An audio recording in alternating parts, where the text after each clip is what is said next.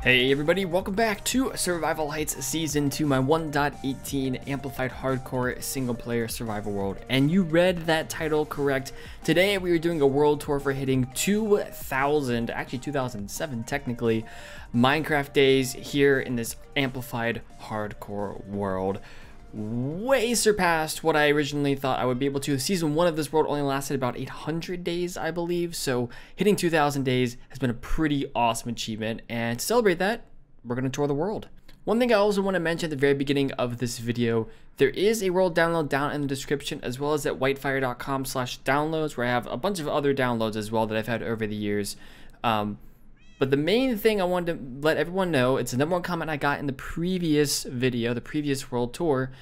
The world download is for Java Edition, not for Bedrock. There are converters out there. There's some paid ones, there's some free ones. You're free to do your own research on it, but I will not be providing a Bedrock download, and I won't be doing it for the foreseeable future, just because I play this in Java Edition. It's hardcore, it's amplified. I see no reason to provide a Bedrock download. But like I said, there are different softwares out there for you to try and convert a Java world to Bedrock if you so desire to, but that will be on your own time.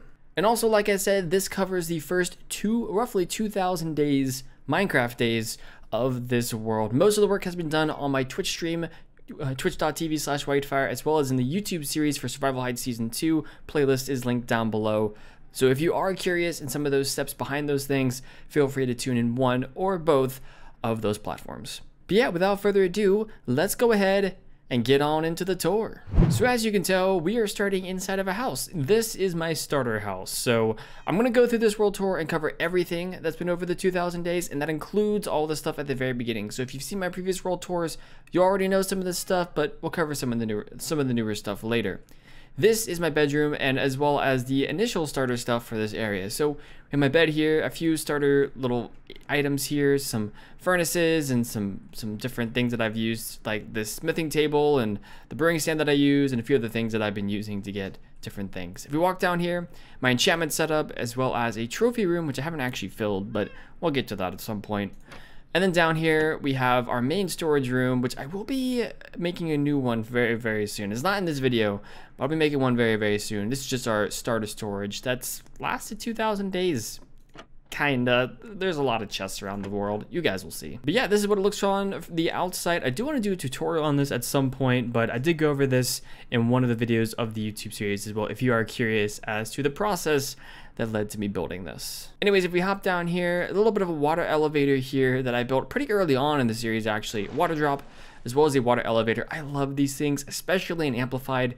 It really is awesome to have these water elevators built in because it makes traversing the terrain vertically that much easier. But if we make our way down here, you'll see one of the main attractions of our spawn area, which is what this is. This is where I decided to settle on after spawning initially in this world. Which that spawn area, if you don't know, we spawned way up here. You can still see some of the torches from the very first day, and the door that I used on the very first night to make sure I hold in and didn't get destroyed by mobs, of course. But we walk in here, walk down a few flights of steps, you'll see some of my starter stuff. I still have my starter tools and some starter stuff in here, as well as my starter furnace and my first crafting bench here as well. So it will forever be immortalized up here. I don't know if I'll ever touch this area, to be honest with you. I kind of like the way that it is. But you're probably curious how I actually got down from here. I used a boat actually, and I went down this way, and I used a boat to jump off this cliff basically and hit into the water until we found where we wanted to settle down, which was down here. So like I said, this is our starter area, and the main attractions here are divided into two parts. The first part is this crop field area right here. I really love crop fields. I don't know what it is about the aesthetic. I just really like them. So this was meant to be a farming area plus farming village kind of area. So I decided to put a crop field on this side and a farming village-esque thing on the other side. So you'll see the carrots, you'll see the wheat, you'll see potatoes. Don't have any beetroot here.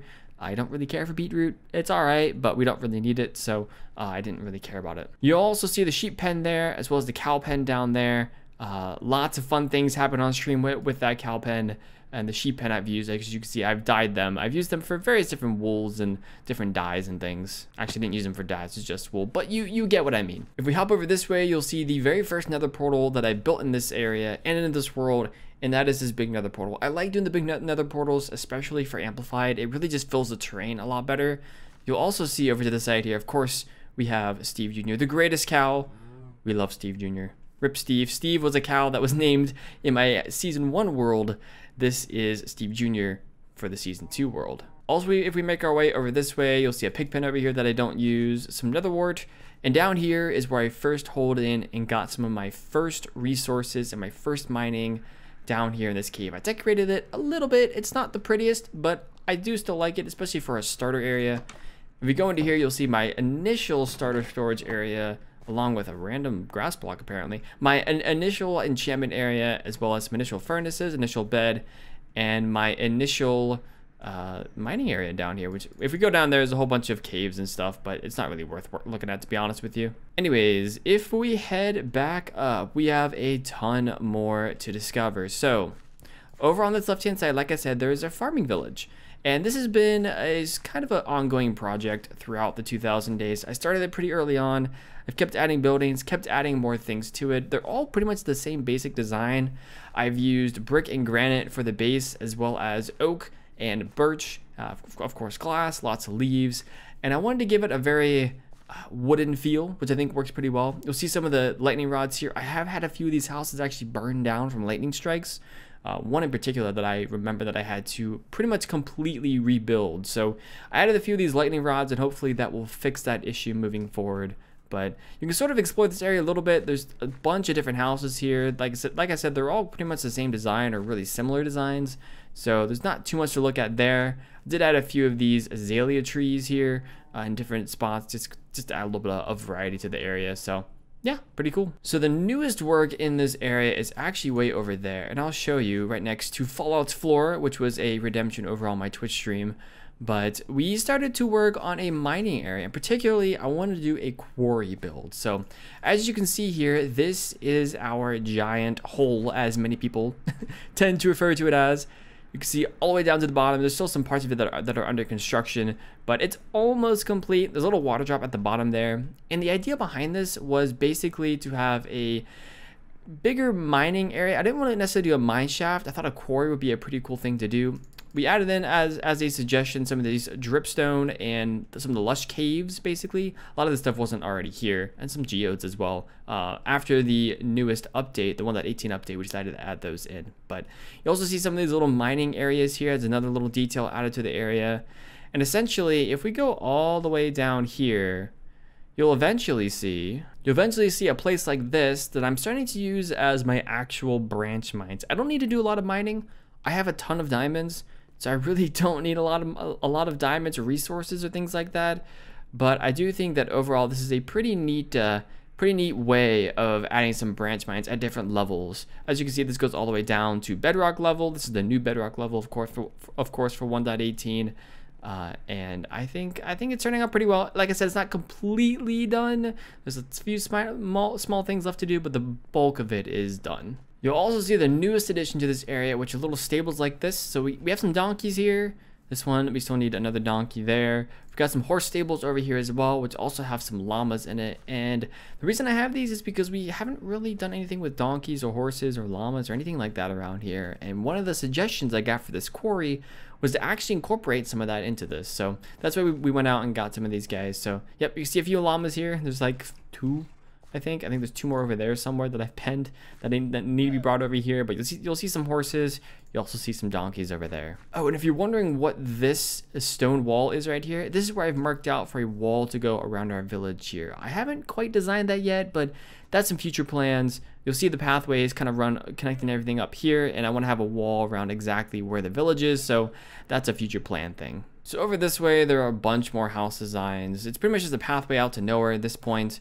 But we have some plots for different houses here, a house here, a house there. My idea is to expand this down there, add a few more houses, and you can sort of see where the border of this village is, and of course some more houses over here. So lots of stuff planned here in terms of houses and building out this village. They don't really have much of a purpose, but I think aesthetically they look pretty good. Of course we have this bridge here as well, pretty small bridge.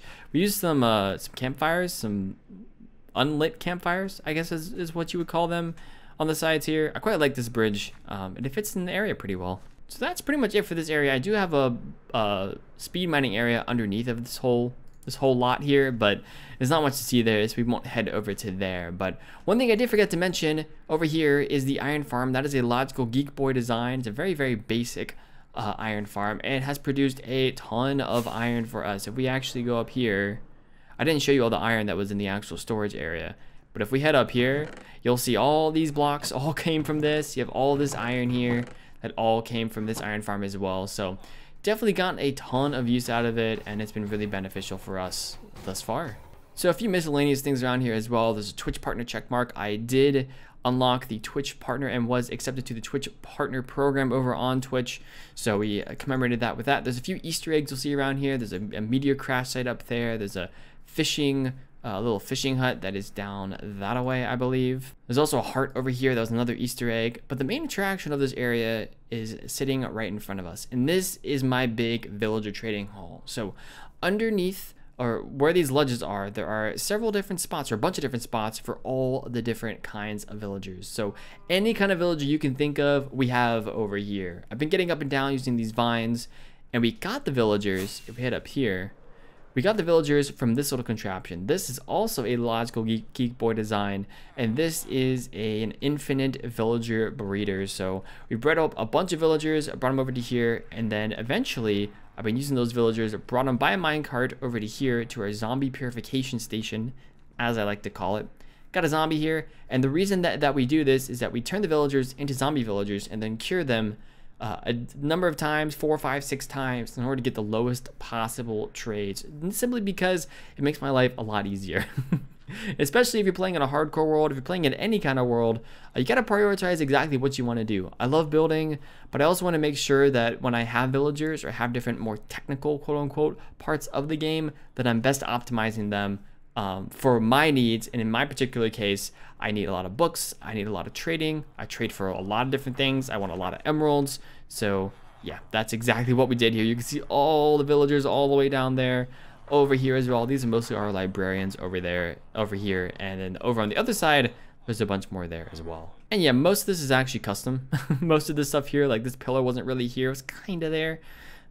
This one was kind of there, but not really there. So we made our own custom pillars, custom terraforming. You can see all the leaves there, stuff like that, which is something that I really like to do. So the next important build, something I've spent a long time on in this world, as you can see here, is the ocean monument build. So basically what I did for this is I drained all the water around the ocean monument and dug all the way down on the sides of the ocean monument down to bedrock. And I left a little bit of a floating island basically on the middle here for the ocean monument. If we can find a good place to look at this, you can sort of see it from here, but I left some of the border. Basically, that's the huge floating island in the middle with some small floating islands around it. The middle floating island here has a suggested trident portal right here. So this is the nether portal for this area. And essentially the idea behind this was I wanted a nice aesthetic ocean monument build. I've never done that before this world, but I also wanted something where I could have a useful and sustainable ocean monument farm, or guardian farm, I should say. So there's actually a guardian farm inside. We'll head into that in just a minute, and I'll show you all. It's actually a custom design. All guardian farms really need is a place for guardians to drop down, and little water tanks for them to spawn in, and movement of the guardians. So that's pretty much all we did here. So it's gonna take me a little bit to actually fly down here. This place isn't done either. There's still like a few other things I want to do, add some statues and stuff, but it's mostly complete. All these were pretty much custom terraformed stuff. The floating islands were completely custom as well. But if we head up here, you'll be able to see the inside here. This is where I store a whole bunch of comments. Actually, it has a dual purpose. It is both a guardian farm as well as a place to store comment of the video for the YouTube series. So I wanted to give it a special use that because I didn't really have any other use for it, but I wanted to use it for something, give myself a reason to come in here. So I gave it a reason, and it's worked out pretty well thus far. But yeah, you can see the guardian spawning tanks here. There's only 6 of them here. This is the only place where the guardians can spawn, and they basically shoot up this way. There's some bubble columns in here. They shoot up this way, they collect in the middle, and they drop down here. And if we head outside of here, down the staircase, drop down here, you'll see that we are down here in the storage area. It's not a very good storage area, but it works for our purposes. So I'll definitely take it though. We don't need much around here, and I don't use a ton of this stuff for the most part. So at least want to have the resources though. Like I said, it's not an XP farm, just one of the resources for any future builds. So yeah. You'll see some slimes around here as well. This is another Twitch redemption. Instead of naming a cow, some people redeemed naming a slime when I was working on this. When I spent most of my time working on this, that is. There's still a few things left to do here. Also gonna bypass it over here, but we have ourselves an auto smelting area here. I use this to get a whole bunch of glass, because that entire perimeter, as you can see right there, that is all glass all the way down to the ocean floor. So we use that to get a whole bunch of glass. Also have some cacti over here for some green dye, and we'll check in this real quick, but you'll be able to see some of my storage problem, which we'll be addressing soon. Yeah, I've got a whole bunch of chests in here. Most of them are cobblestone and stone and things like that I've gotten from this project. I needed a place to store them that was kind of out of sight, so I just kind of dug a hole and, well, there it is. Oh, and one thing I did forget to mention is this up here. So down there is where most of our farming area with the farms and the farming village are. But up here is a brand new project, which I'll be working on moving forward, and that is our castle. If you remember earlier in this world tour where I talked about some underground storage that I want to do, some extensive storage, well, that is going to go underneath of here. And this is kind of where I've set up the borders, I guess, of where the fort slash castle thing is going to be. So I have these little tower posts here where the towers are going to go. The entrance, of course, is right there. In the middle, I'm thinking I'm going to add a fountain there. We're probably going to have a few buildings, some pathways in here and whatnot. Over on the side over here, we might eventually have some croplands and whatnot. But the real magic is down here, and this is where I've been spending a lot of my work down here. We've been clearing out a ton of area, and the idea here, eventually anyways, is going to be that the storage is going to be over here.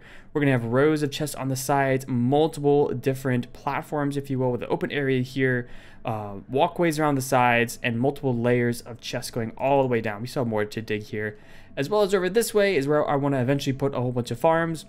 You can see that I've dug out a lot of areas here, but I don't have any permanent cacti farms or sugarcane farms, really any of those automatic farms in this area, any good ones anyway. So that is the plan for this area moving forward. Right now, we really just dug up a bunch of stone and stuff, so we'll see where it goes. Anyways, unless I'm forgetting something, that's pretty much it for this area right here.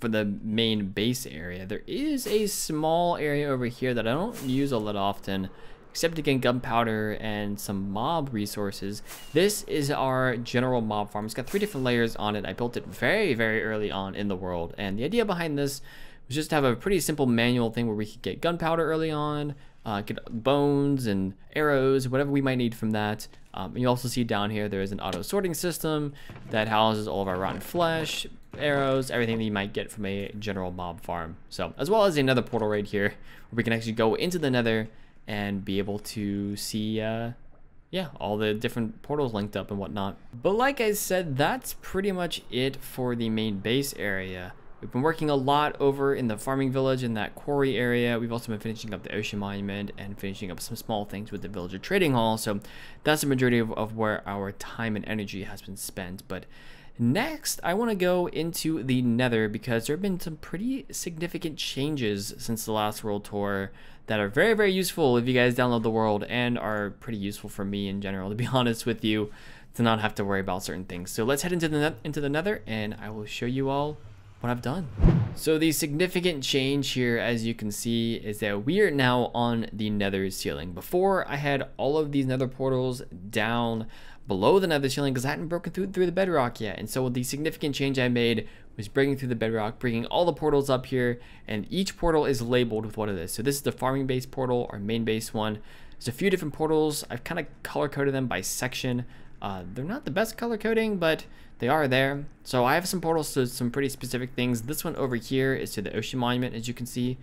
This one over here, I believe, is to the mob farm. That one down there is to the end portal, and you've got some various other locations around here. I think I have one to a mushroom biome and one to the mesa or / badlands and stuff like that. But the main attraction up here that I wanted to show you all is this. So this is my new and improved gold farm. It's not my design. It is a Razeworks design actually, but it's technically an AFK-able design. I don't really AFK in this world, maybe for 20 minutes at a time, but I try not to AFK long periods of time just because it ruins the whole days and hours statistic. But yeah, as you can see, pretty much it has a whole big platform up there where mobs can spawn. There's an iron golem in the middle with an egg or one of the turtle eggs on top of it that the zombified piglins pathfind to and then drop down here. So pretty easy way to get some pretty awesome XP if you need it. Not that I need it with 113 levels, but the main reason I built this was to get gold. And we've gotten a little bit of gold. I would like a little bit more, but I needed gold and finally built a gold farm, and it's actually turned out fairly decent for us. Not the most efficient, but it's done the job when I've really needed it. Anyways, there really isn't much else to see in the nether. Like I said, there's some other nether portals around here that we can quickly go to just to show you all exactly where all of these go. There is a nether fortress that I have gone to, as well as a bastion below the nether ceiling. The bastion I just basically gutted, and then the nether fortress I used to manually get some wither skulls at certain points whenever I need a new beacon. So there's not much to show off there. This goes to ocean monument number 2. I believe this one goes to the mushroom island, and then way over here, if we fly over here, got a few other destinations. There's like a destination way out there. I think this one is to the swamp. A future project I want to do is to build a witch farm. So there is a witch hut pretty close to spawn, so which is pretty handy whenever I want to actually go make a witch farm. And then over here we of course have the Badlands portal. So I want to set up some more portals to different places at a future moment, but for now that's currently what we have. So our last stop is going to be over at the 3rd dimension here in Minecraft, and that is the end. I haven't done a whole ton over there, but there are a few small things I want to show you all just to showcase all the things that I have done over there. So this is a place that definitely needs a makeover. This is our stronghold. These are some of the coordinates if you are curious of them in the overworld, but we really haven't done anything with this area. So it definitely needs a makeover in the future. But if we head through the nether portal, or the end portal, if I know my portals correctly, up this way is how I get back onto the actual end island, and you can jump through the gateway or the portal that's over there to get back to the overworld. But over this way is where the meat of things are. This is my ice tunnel that heads over to the Enderman farm, an Enderman farm that was designed by my good friend GP. He did a tutorial on it as well. Feel free to go back to the episode in which I built this to see the link to the tutorial that GP did on actually how to make this Enderman farm. It's been very, very useful for us. Anytime I really need to repair tools, I typically come over here, or I trade with villagers, one of those two things.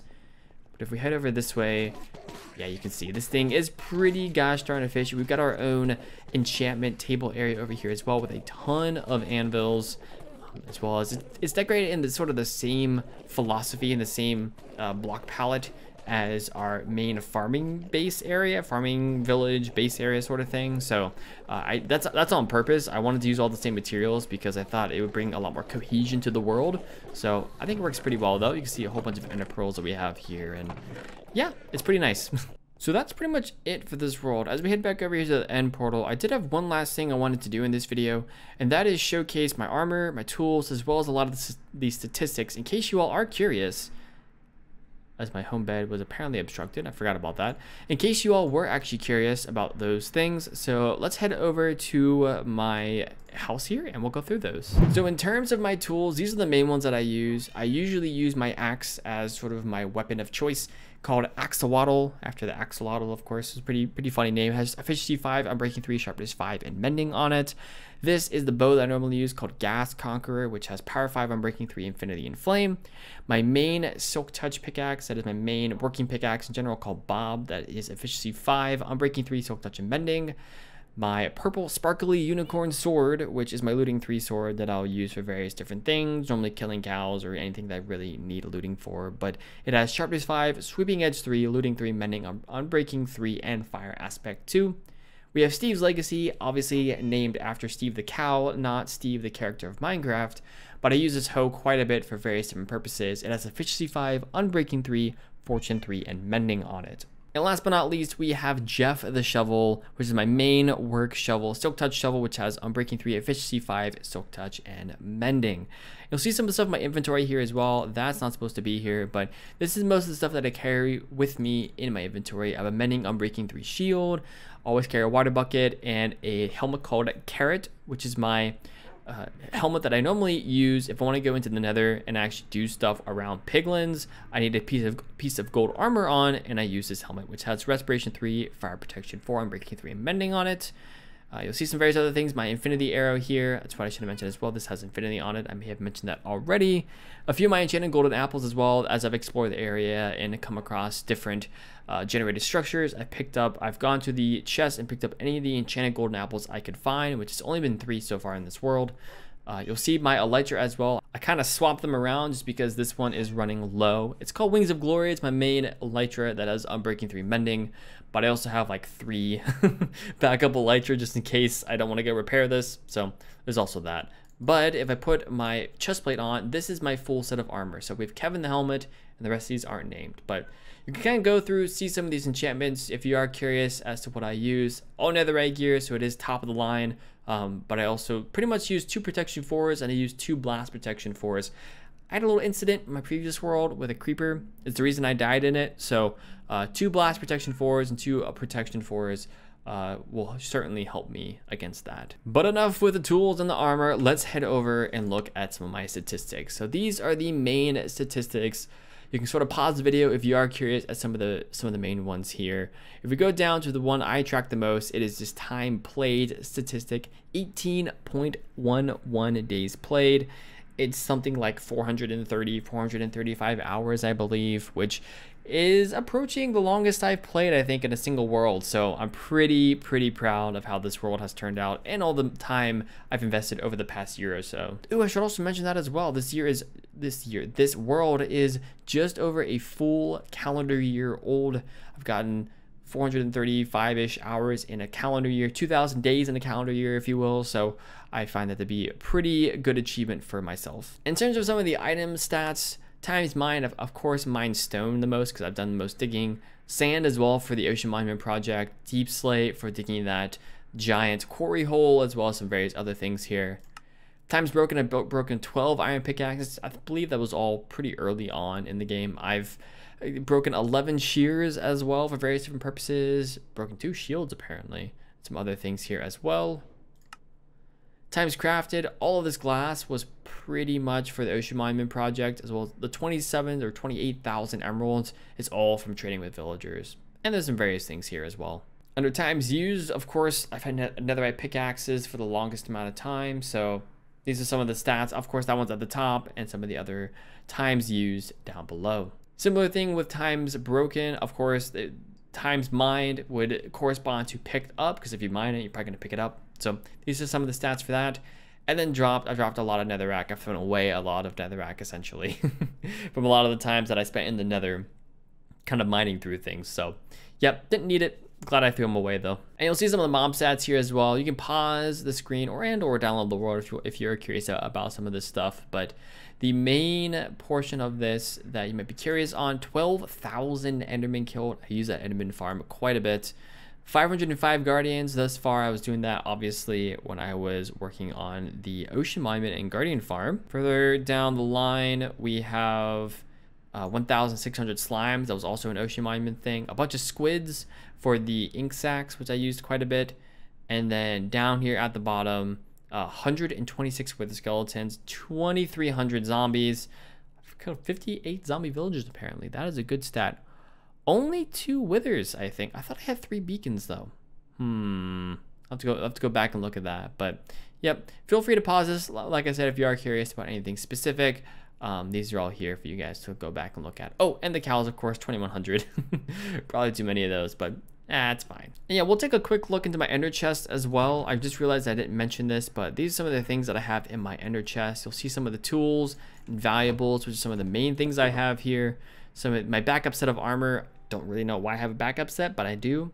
Got some pickaxes here. Jimbo, which is just a regular efficiency 5 mending unbreaking 3 pickaxe. My Fortune 3 pickaxe here. I have a trident as well, which I use occasionally. My backup elytra, like I said. A fishing rod called Rodney, as well as some various other things here. Some different work pickaxes that are just diamond pickaxes. And here you can see all my diamonds, about a stack and a half of diamond blocks. Here are my sponges, 4 dragon heads, extra beacon here, bunch of bells, hearts of the sea, various different things. Got 2 animals here. Got a dog I brought back with me, as well as a cat named Magpie. And the last thing that I also forgot to mention is the advancements. So if you are curious, these are all the advancements that we have unlocked and or completed. So War of the Pigs, loot a chest in a bastion. I have looted the bastion. I guess I haven't gotten that one, but some of the other ones on here that I have gotten as we scroll through. These are all the nether ones. I have explored all the nether biomes, thankfully. Some of the adventure ones here. I haven't gotten some of the spyglass ones and the trident one here as well. I haven't got the totem one as well, which I should also mention, I haven't used totems in this world ever. I haven't even gotten a totem, so this is a totem-free world, if you will. Some of the end ones here, I haven't respawned the Ender Dragon, which we should hopefully be doing soon. Some of the husbandry ones as well. These are all the ones that I have unlocked and or completed. And the regular Minecraft ones, I've actually completed all of these. So that's it for advancements, and that is, I believe, actually gonna wrap things up for this world tour. If you have a favorite part of this world, leave me a comment down below. Let me know what that favorite part is, and or if you have any feedback for these tours moving forward, feel free to leave me a comment down below. But thank you all so much for watching. It's been an incredible 2,000 days, and hopefully 2,000 more. So thanks for watching. I will see you all in the next video. Take care. Bye-bye.